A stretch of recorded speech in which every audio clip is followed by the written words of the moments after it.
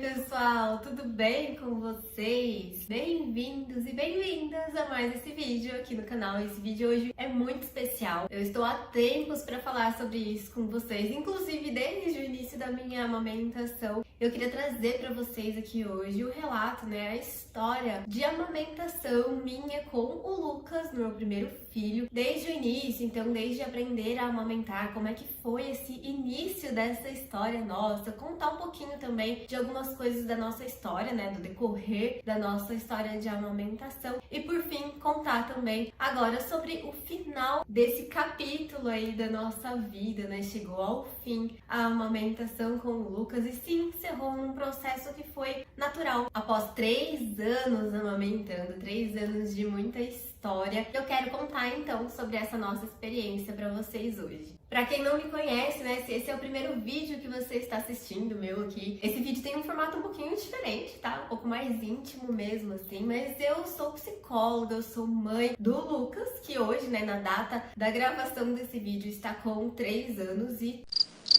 3 meses. Isso mesmo, e estou grávida do Davi também, que está na minha barriga, que hoje também, nesta data, estou com 20 semanas de gestação. E voltando lá, então, na nossa gestação, na nossa primeira gestação, a gravidez do Lucas, o meu primeiro filho, eu sempre tive muito desejo de amamentar, muita vontade, mesmo antes da gravidez, isso sempre se passou na minha cabeça, que quando eu fosse mãe, que eu gostaria muito de amamentar, sempre foi um dos meus sonhos aí em relação à maternidade, foi de ter esse momento de poder amamentar o meu bebê, os meus filhos. Mas ao mesmo tempo que eu sempre tive essa vontade, que sim, eu procurava pesquisar, ler, me informar, e eu pesquiso muito mesmo, eu leio muito, principalmente a respeito de assuntos, que tem a ver com maternidade, até porque eu estudo sobre isso também, eu trabalho com isso, eu falo sobre isso, desenvolvimento infantil, criação de filhos, bebês, maternidade, enfim. Então sim, eu sempre procurei me informar bastante a respeito de amamentação também, porém, eu carregava junto, um sentimento que eu acredito que muitas futuras mamães de primeira viagem também vão se identificar, e até de segunda ou terceira viagem também, que lá no fundo eu tentava me convencer de que talvez,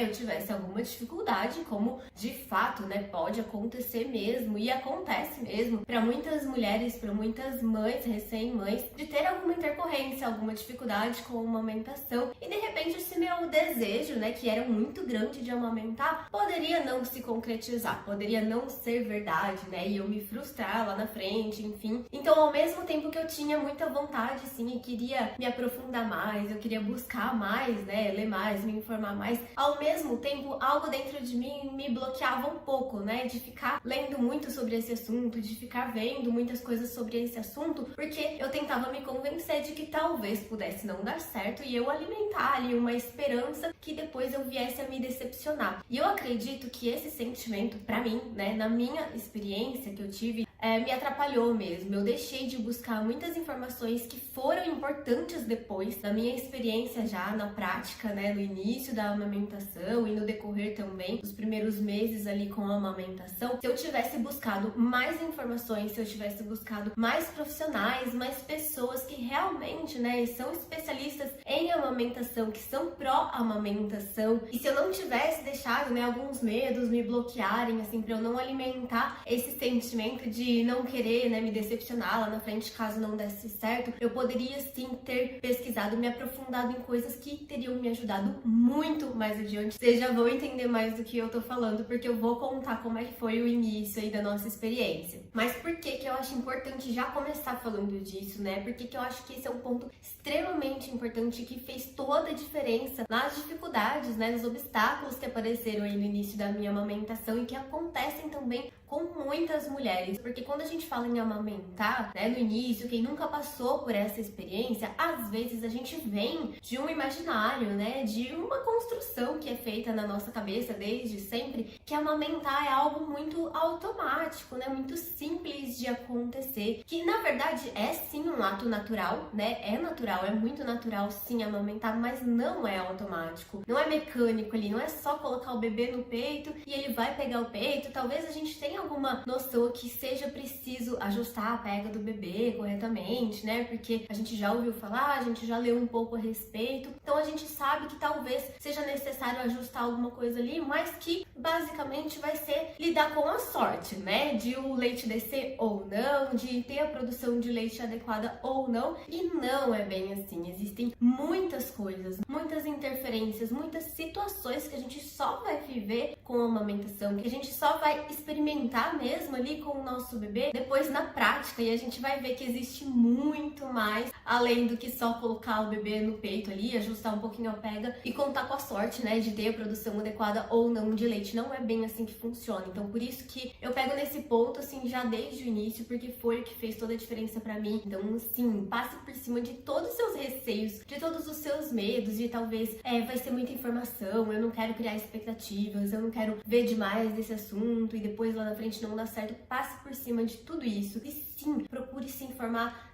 sim, sobre tudo que pode acontecer na amamentação, sobre tudo que acontece, como que é mesmo de fato amamentar um bebê, tudo que você precisa saber antes e tudo que pode interferir no sucesso da sua amamentação com o seu bebezinho. Bom, e o Lucas, assim que ele nasceu, logo após o parto, ele não veio direto pra mim, né? Não veio direto pro peito. Eu não tive a Golden Hour. Golden Hour é aquela primeira hora com o bebê que vários estudos comprovam que é muito importante que o bebê saia da barriga, né? Se for um parto sem intercorrência, se não tiver nenhum tipo de intercorrência com o bebê, que ele venha direto pro peito, que ele venha direto pro contato pele a pele com a mãe. Isso favorece o desenvolvimento global do bebê, né? O desenvolvimento físico, emocional, o vínculo, a tranquilidade do bebê e também o processo de amamentação. Então, o fato de eu não ter tido esse momento de Golden Hour não foi porque teve alguma intercorrência, nada disso, mas foi por uma questão de prática do hospital mesmo e, enfim, acabei não tendo esse direito, e é um direito da mãe e do bebê, acabei não tendo esse direito aí efetivado mesmo, então o Lucas demorou um pouco mais pra vir pra esse contato direto, que eu acredito que sim tenha feito muita diferença, principalmente na questão da pega inicial, né, de ter ajustado ali. Eu tive sim um pouco de dificuldade nos primeiros dias em ajustar a pega correta do Lucas, né, do meu bebê com a amamentação ali no peito. Eu precisei buscar ajuda pra isso, e apesar disso eu não cheguei a ter fissuras nos seios, né, porque é muito comum que isso aconteça quando a pega não está adequada, quando tem algum tipo de intercorrência, algum problema ali na pega inicial ali do bebê ao seio. É comum que aconteçam essas fissuras, né, o seio fica machucado, o mamilo fica machucado. Eu não cheguei a ter essas fissuras mesmo, sangramento, mas eu fiquei sim com o seio muito sensível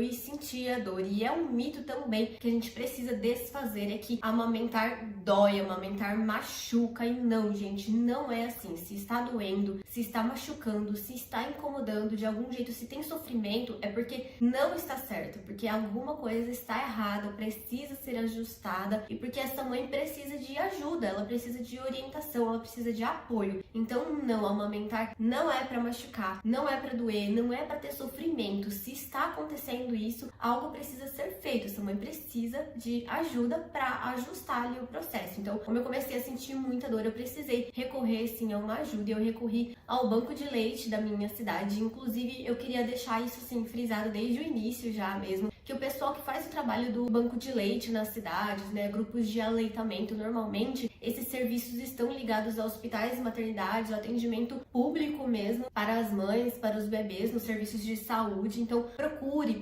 esse atendimento, procure esses grupos de apoio, procure esses profissionais, porque para mim foi uma ajuda de grande valia mesmo. No início salvou esse processo do começo, né, de ajustar essa pega, de fazer o Lucas começar a mamar efetivamente. Vou deixar para vocês na descrição desse vídeo também algumas informações importantes sobre isso, né, sobre serviços que você pode buscar para te ajudar na sua cidade aí, né, canais mesmo que você pode entrar em contato para buscar profissionais atualizados pró-aleitamento, com atendimento humanizado, e serviços de saúde que você pode recorrer desde a gravidez, inclusive não precisa esperar o bebê nascer para ter esse apoio, ter essa informação, esse suporte com a amamentação. Então, com essa ajuda que eu recebi, esse apoio, eu fui parando de sentir dor, a amamentação foi entrando ali num ritmo legal, mas lá pro segundo mês de amamentação eu voltei a ter alguns problemas, algumas dificuldades em amamentar. A minha produção de leite começou a ficar muito alta mesmo. Eu não sabia direito, né, sobre ordenha de alívio, eu não sabia que a gente precisava tirar o excesso de leite ali, né, quando a gente tinha uma produção muito grande assim, né, de novo, né, a falta de informações lá no início. Se eu tivesse pesquisado melhor, se eu tivesse lido melhor, né, a respeito de tudo isso antes, talvez teria evitado muitos problemas, né, porque nesse período com o bebê ali já, né, mamando, você no puerpério, tanta coisa acontecendo que você acaba não sabendo direito onde buscar informação, com quem se orientar, para quem pedir ajuda, né? Então, quanto antes a gente pudesse se preparar antes, né, ler sobre tudo isso antes, isso facilita demais lá na frente. A gente, pelo menos, se a gente não souber lidar com aquela situação específica, a gente já sabe a quem recorrer, onde buscar ajuda, né? Qual informação a gente pode confiar, qual profissional a gente pode confiar. E aí, com a minha produção muito alta, eu comecei a ter mastites de recorrência e dói muito. Eu voltei a sentir dor para amamentar. O Lucas voltou a ter dificuldades para fazer a pega, né, para conseguir mamar efetivamente também, porque minha produção de leite estava muito alta. Provavelmente quando ele pegava para mamar também ele sentia desconforto por conta do fluxo de leite que ia para ele, e também pelo fato de eu me incomodar muito, de eu sentir muita dor, não tava legal, não tava fluindo mais de novo, tava tendo muito sofrimento de novo, né? É o que eu disse, quando tem sofrimento, quando tem dor, é porque alguma coisa não está indo bem, não está legal e precisa ser ajustada. A gente precisa de apoio, né, de ajuda para resolver. E aí com isso tudo, assim, isso são poucos dias ali, né, tudo na mesma semana. O Lucas começou a ficar muito irritado também, mas assim, na hora é muito difícil. De novo, você tá ali no puerpério, tentando ajustar a amamentação, sentindo dor, sofrendo, você não consegue direito relacionar todas as causas, né, todas as coisas que estão acontecendo ali. O Lucas começou a chorar muito mais, a ficar muito mais irritado, ele chorava grande parte do dia e a gente foi se preocupando com isso também, né, o Lucas chorava demais, então a gente buscou atendimento também com profissionais que não souberam ajudar muito nesse manejo de tudo que estava acontecendo ali, que na verdade era tudo por conta de um ajuste na amamentação, mas que foi talvez orientado de uma maneira não muito adequada e que acabou piorando um pouquinho as coisas ali, prolongando algo que poderia ter sido resolvido muito mais rápido, muito mais facilmente. Então, como o Lucas estava chorando muito, estava muito irritado, alguns profissionais acabaram incentivando a gente inadequadamente mesmo a oferecer a chupeta para ele. E assim, gente, não tem julgamento mesmo nesse vídeo, tá? Eu ofereci a chupeta pro Lucas, porque no desespero eu não queria, não era algo que eu queria, né, fazer, eu não tinha vontade, eu nem tinha comprado chupeta, a gente nem tinha chupeta no enxoval, então no desespero que a gente tava, né, eu com muita dor, o Lucas chorando muito de dia, de noite, e a gente sem dormir, a gente falou, olha, se essa é a única alternativa para ele se acalmar um pouco, a gente conseguir pensar no que fazer, vamos oferecer a chupeta sim. E aí a gente comprou a chupeta, a gente ofereceu a chupeta para ele. E de novo, tá, sem julgamentos, mas na minha experiência, na nossa experiência aqui, isso causou um grande problema depois, né, um pouquinho de tempo depois, já que o Lucas, na verdade, ele nunca pegou efetivamente a chupeta. Eu lembro assim claramente que as poucas vezes que ele ficou com a chupeta na boca foi porque a gente ficou segurando a chupeta na boquinha dele pra ele se acalmar, pra ele parar de chorar, e ele realmente se acalmava, ele parava de chorar quando a gente colocava a chupeta. Às vezes ele dormia, enfim, mas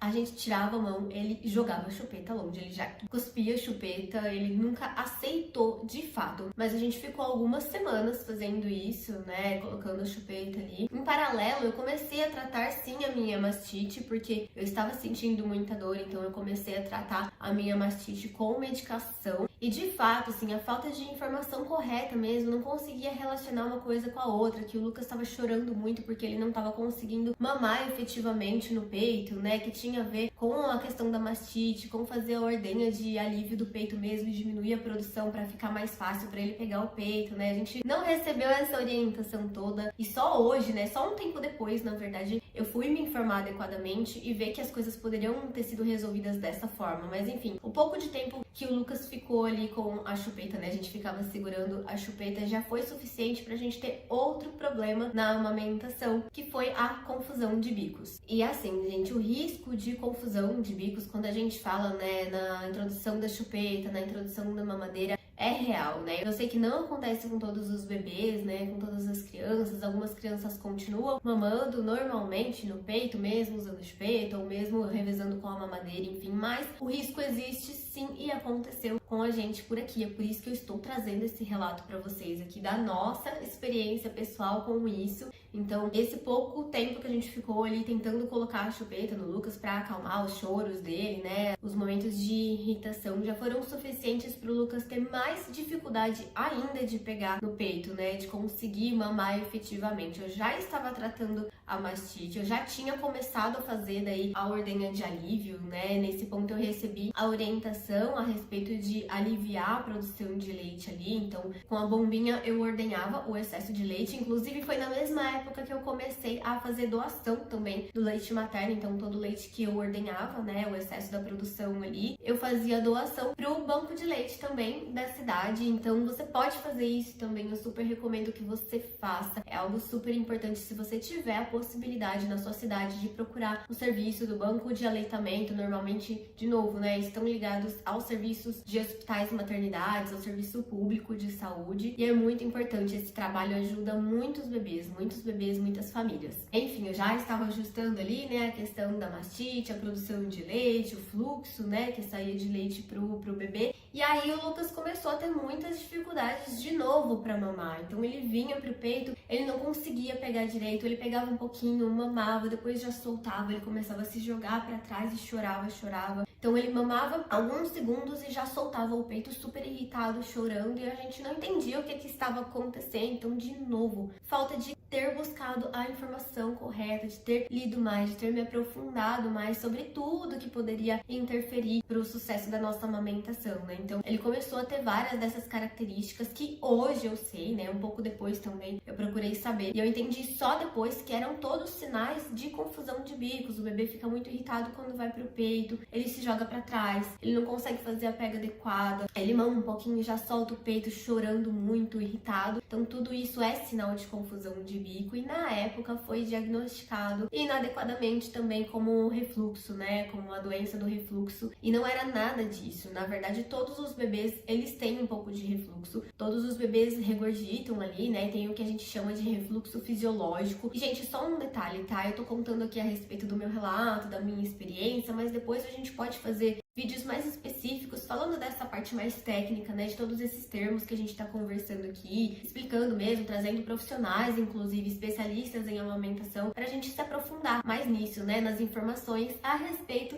de amamentação, que é algo que eu acho super importante mesmo a gente fazer e trazer como conteúdo pra cá também. Mas voltando, o que acontecia de fato com o Lucas não era uma questão de refluxo. Como ele ficava muito irritado, né, ele pegava no peito, mamava um pouco e chorava muito irritado mesmo, ele acabava vomitando de tanto chorar, de tanta irritação, né? Então, aquilo que estava acontecendo era uma irritação decorrente da confusão de bicos, né? Ele não conseguia fazer a pega adequada por estar confuso entre a pega da chupeta, a pega do peito, e aí nem conseguia matar a fome, ele chorava de fome, chorava porque queria o peito e não conseguia, e o pouquinho que ele conseguia mamar, ele vomitava. Então, ele acabou recebendo esse diagnóstico aí de refluxo. A gente começou a tratar, inclusive, e depois acabou que eu fui pesquisar, fui me inteirar mais a respeito, sim, disso, porque mesmo tratando, o Lucas continuava com esse comportamento, né, de pegar o peito e soltar, de ficar irritado, e ele mudou muito, assim, de uma hora para outra ele começou a ficar irritado dessa forma, né, de uma hora para outra, de repente, ele não fazia isso, ele começou a ficar extremamente nervoso no peito. Então, pesquisando, me informando, eu li finalmente a respeito da confusão de bicos e identifiquei que a questão era a chupeta, e que o próximo passo, depois desses sinais todos que ele estava dando ali de confusão de bicos, poderia ser o desmame precoce. Ele poderia desmamar completamente de forma precoce por conta da confusão de bicos que estava acontecendo. Foi quando eu joguei a chupeta fora. Tirei completamente a chupeta da vida do Lucas, da nossa vida, e coloquei ele só no peito. Então, todas as vezes que ele precisava se acalmar, que ele chorava, o peito passou a ser a principal forma de acolher, de acalmar o Lucas. E foi assim que a gente conseguiu reverter a confusão de bicos, e o Lucas finalmente voltou a mamar de forma adequada, porque aí a minha produção de leite, né, já estava adequada, eu já estava fazendo a ordenha, então o fluxo também de leite já estava adequado, não tinha mais o bico da chupeta ali para interferir, para fazer a confusão, e ele voltou finalmente conseguia mamar, e aí a gente entrou num momento de paz e tranquilidade com a nossa amamentação. E enfim, essa questão da confusão de bicos aí foi um grande susto mesmo pra mim, né? Porque eu sempre quis amamentar, como eu já disse pra vocês, e eu sabia, né, desde sempre, da importância do bebê mamar em livre demanda, exclusivamente, pelo menos até os 6 meses de idade, né? Então eu tive muito medo mesmo de acontecer algo ali, de fato ele desmamar precocemente, eu não conseguir continuar amamentando. Isso quase aconteceu, né? E quanto mais o tempo foi passando, mais eu fui entendendo e pesquisando e me informando a respeito disso, e mais eu fui me dando conta do quanto isso foi sério, né? Do quanto realmente a gente correu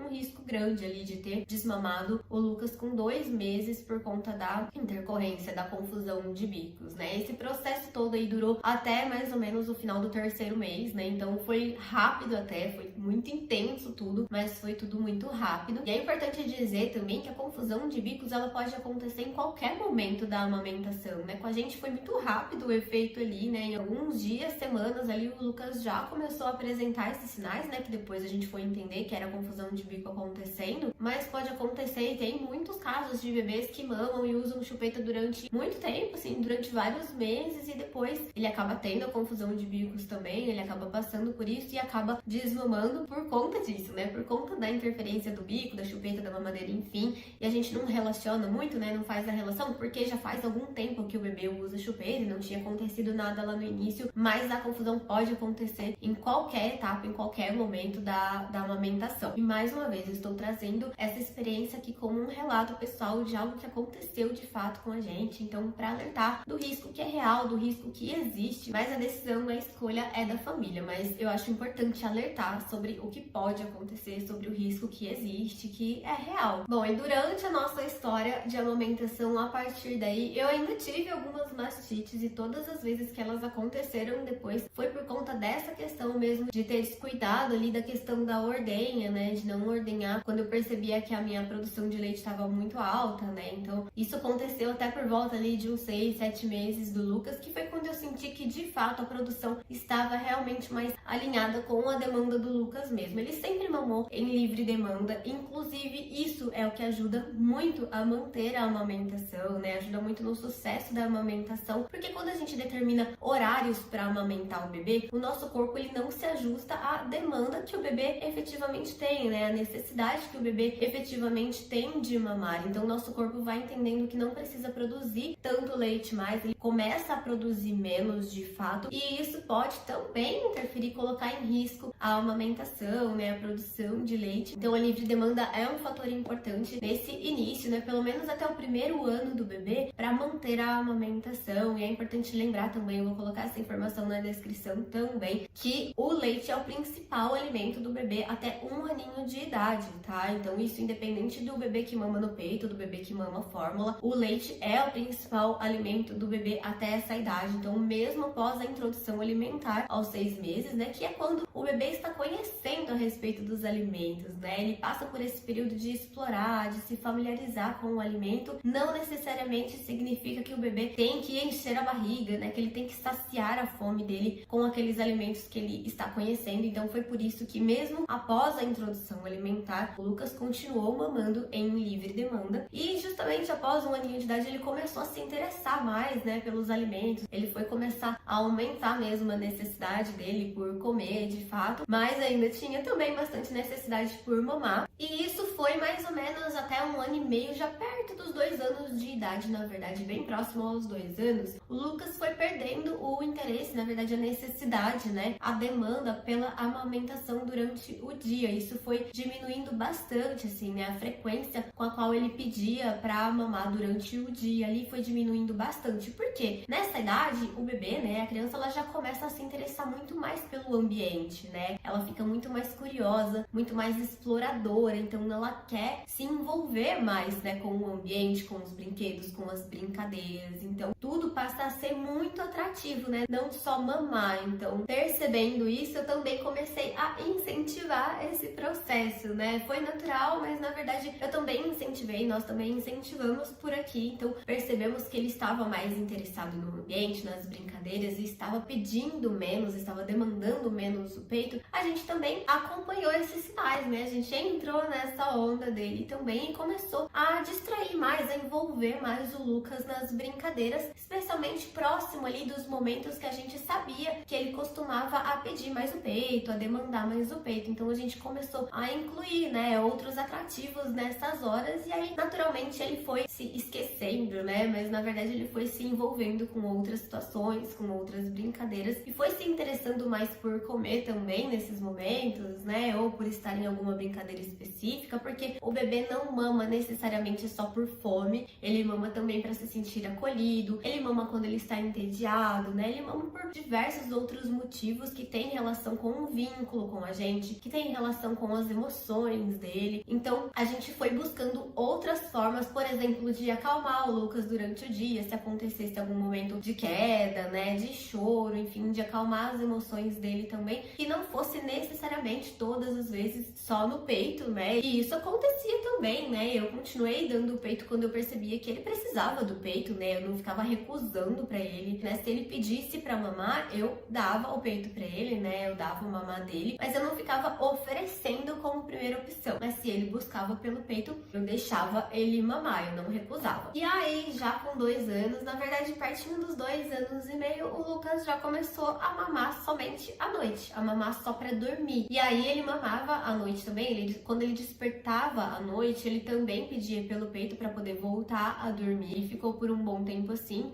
E aí, no começo desse ano agora, eu engravidei, um pouquinho antes do Lucas completar 3 anos de idade, né? Algumas semanas antes, na verdade, eu engravidei do Davi. E eu sempre pensei na hipótese, né? A gente já estava pensando em engravidar, né? Enquanto a gente planejava engravidar do segundo filho, eu sempre pensei na hipótese de continuar amamentando o Lucas durante a gravidez, né? Até porque ele estava mamando só à noite mesmo, né? Só pra dormir, e pra mim tava tudo bem, né? Não tava cansativo, não estava exaustivo. Então, pra mim sempre foi uma possibilidade pensar em amamentar durante a gestação, que inclusive eu sei que tem muita dúvida a respeito desse assunto, mas sim, gente, a gente pode sim amamentar durante a gestação. Se você tem uma gravidez de risco habitual, né, que não tem um risco elevado, que não tem nenhuma intercorrência, a amamentação não oferece risco para a gestação, nem risco para o desenvolvimento do bebezinho que tá na barriga. Então a gente pode sim continuar amamentando durante a gestação, tá? Procure se informar com seu obstetra, mas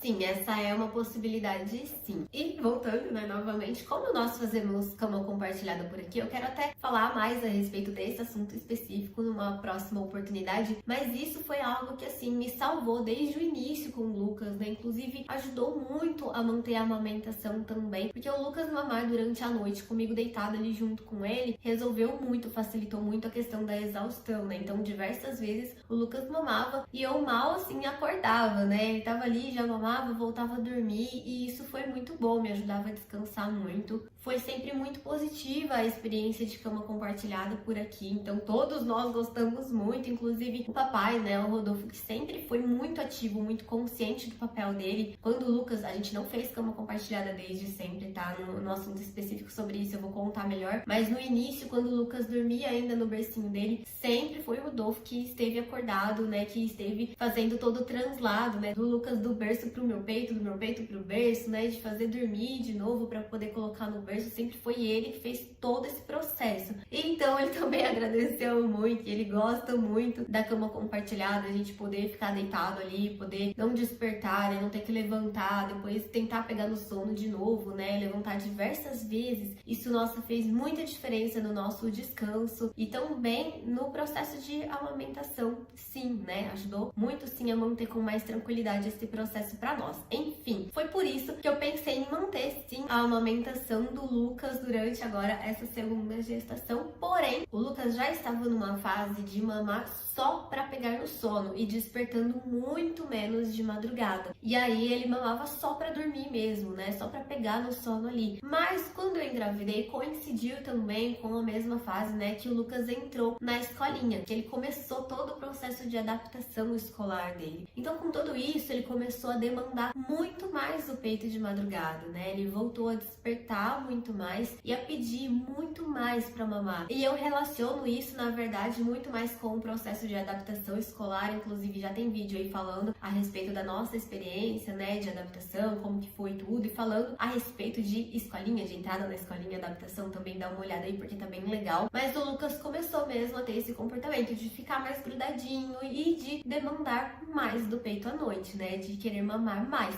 E isso foi realmente me deixando mais cansada, porque apesar de estar ali junto, deitada, dormindo, né, de fazer a cama compartilhada, teve uma outra questão. O meu leite, ele simplesmente secou por conta da gestação, e isso pode acontecer de fato, né? Muitas alterações ali na produção de leite podem acontecer durante a gestação, e isso aconteceu comigo. A minha produção de leite cessou completamente. Então o Lucas tentava mamar ali durante a noite toda, e não conseguia, né, sugar, não conseguia mamar mais direito. E aí ele ficava mais agitado, né, procurando o peito, querendo o peito, e não conseguia. E o meu peito, paralelamente, também ficou muito mais sensível por conta da gestação também, que é outra coisa que pode acontecer, né. Eu também comecei a sentir mais dor, mais incômodo, e aí começou a ficar complicado mesmo esse processo de continuar amamentando o Lucas. Ninguém conseguia descansar mais direito, né? Inclusive o Lucas não conseguia mais dormir porque ele passava praticamente a noite toda tentando mamar. Coincidiu que eu peguei uma gripe muito forte, uma dor de garganta com muita tosse. Então, o que acontecia nesse período? Eu fazia o Lucas dormir, né, no peito mesmo, não necessariamente com leite, porque não tinha mais, né, mas ele adormecia no peito ali, né, ele se acalmava no peito e pegava no sono. E aí eu saía do quarto porque eu estava passando muito mal, né, eu tava com febre, com gripe, com tosse, enfim, eu não queria acordar o Lucas, acordar o papai. Eu saía assim que ele dormia e eu acabava dormindo no outro quarto, né, passando mal ali, tossindo, enfim, e eu não queria incomodar ninguém, e eu acabava dormindo lá. E nesses dias em que eu dormi longe, né, que eu passei a madrugada longe, às vezes em que o Lucas despertou durante a noite, né, que ele tava com o papai ali, ele não estava mais pedindo por mim, ele parou de pedir pelo peito, né, de pedir pra mamar, pra voltar a dormir. Ele só pedia pro papai abraçar. Então, somente com o papai, né, com o Rodolfo abraçando ali, acalmando, acalentando, ficando juntinho, ele já voltava a dormir, assim. Então, assim, não teve, né, ele ficar pedindo, ficar chorando, nada, foi tudo muito natural mesmo. Ele simplesmente parou de pedir, né, ele via que eu não tava ali, ele não pedia também, ele via que o papai tava, ele pedia pro papai abraçar, e aí ele voltava a dormir sem pedir o peito. E eu cheguei a cogitar, né, limitar a demanda do Lucas de madrugada por conta, né, desse momento de sofrimento. Eu tava sentindo realmente muita dor no peito, né, porque ele sugava com força pra tentar fazer o leite sair, né, o leite descer, e não conseguia descansar, né, fiquei doente, enfim, tudo isso eu cheguei a cogitar, assim, até conversamos sobre isso por aqui, né, como que a gente poderia fazer, de repente, pra limitar essa demanda de madrugada do Lucas, né, e a gente conduzisse esse processo, mas acabou que não foi necessário. Então coincidiu muito de a minha produção de leite ter cessado, eu ter ficado doente nesse início, saído, e o Lucas ter parado ao mesmo tempo de demandar, parado de pedir. Então ele realmente demonstrou que ele não estava mais mesmo precisando, né, que ele não estava demandando mesmo.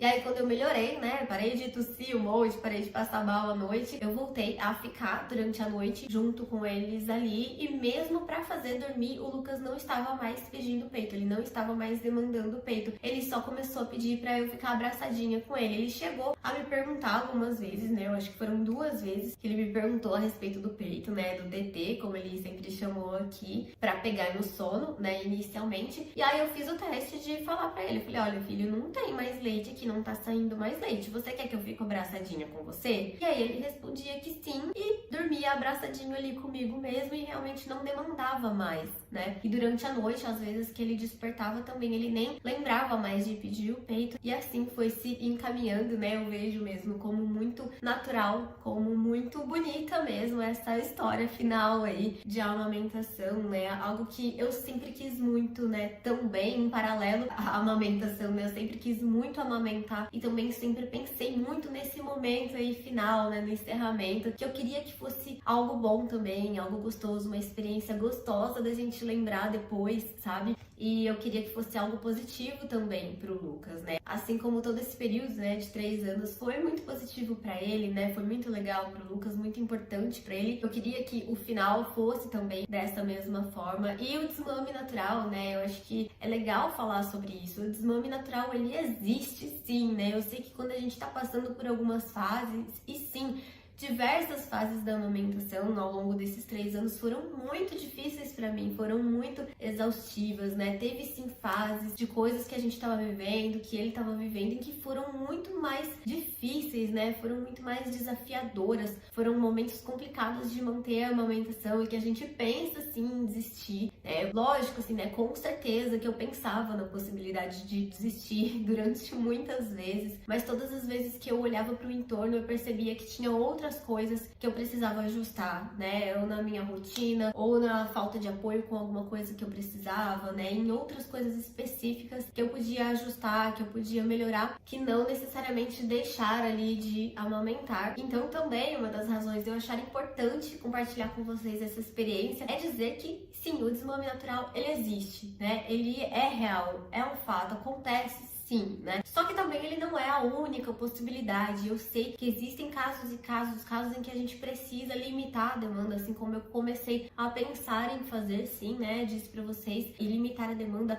pode ser uma possibilidade para salvar a amamentação, inclusive, né? Porque às vezes a gente pensa que só existem 2 possibilidades, ou amamentar ou desmamar, e não é bem assim. Às vezes, quando a gente tá passando por períodos difíceis, conturbados, desafiadores, a gente pode sim pensar numa limitação de demanda. Quando o bebê já tem mais de 1 ano, né? Lembra que eu falei que até 1 aninho de idade o leite é o principal alimento do bebê, então é bem complicado a gente interferir na amamentação, no aleitamento do bebê nessa idade, né? Nessa fase. Após os 2 anos de idade, fica um pouco mais fácil a gente pensar em limitar a demanda também por conta da compreensão do bebê, né? Então, antes dos 2 anos de idade, é um pouco mais difícil a gente tentar estabelecer combinados, tentar limitar a demanda, tentar usar de outros artifícios, mas a gente pode falar sobre isso em outro vídeo específico também, que eu quero trazer sim esse tema pra vocês, né? Porque eu sei que é importante a gente falar mais disso, né? A gente não precisa necessariamente desmamar a nossa criança, desmamar o nosso bebê quando a gente já tá no limite, né? Quando a gente tá exausto, quando tem muita coisa acontecendo. Tem muitos quadros, inclusive, de saúde mental ligados à amamentação, condições como perturbação na amamentação, que é um tema que eu quero trazer e falar mais pra vocês aqui também, onde sim, a limitação da demanda, né, da amamentação pode ser um caminho viável para manter o bebê sendo amamentado. Mas ao mesmo tempo é importante a gente aprofundar depois melhor nesse assunto, porque a gente também precisa conhecer os riscos envolvidos, a gente também precisa saber que nem sempre vai funcionar, que nem sempre vai ser a melhor opção para todas as crianças, para todos os bebês, que nem todos os bebês vão se dar bem, vão aceitar uma limitação de demanda, né? E tem fases, tem períodos da vida do bebê também, então a gente precisa, assim, falar sobre tudo isso de forma mais aprofundada. Nesse vídeo, eu realmente quis trazer pra vocês mais o meu relato mesmo, a minha experiência de como aconteceu tudo, né? A nossa história do início ao fim, ao final dessa história de amamentação. E agora ficam mesmo as lembranças desse momento, dessa fase, né? Mais essa fase que passou e que se encerrou na nossa história por aqui, né? As fases realmente passam, ficam só agora os registros, as memórias, o meu pingente de leite materno aqui, ó, esse pingentinho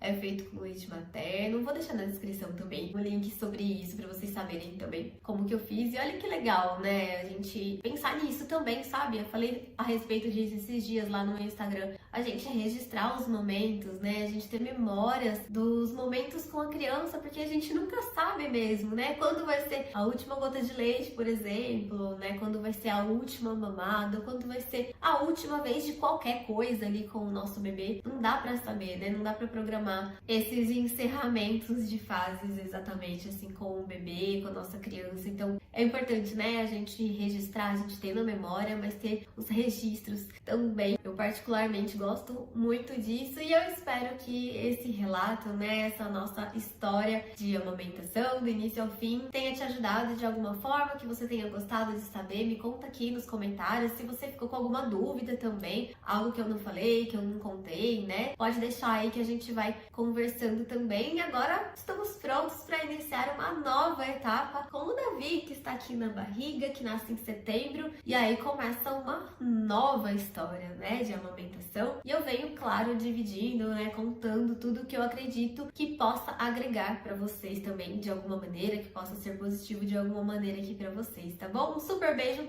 e até o próximo. Tchau!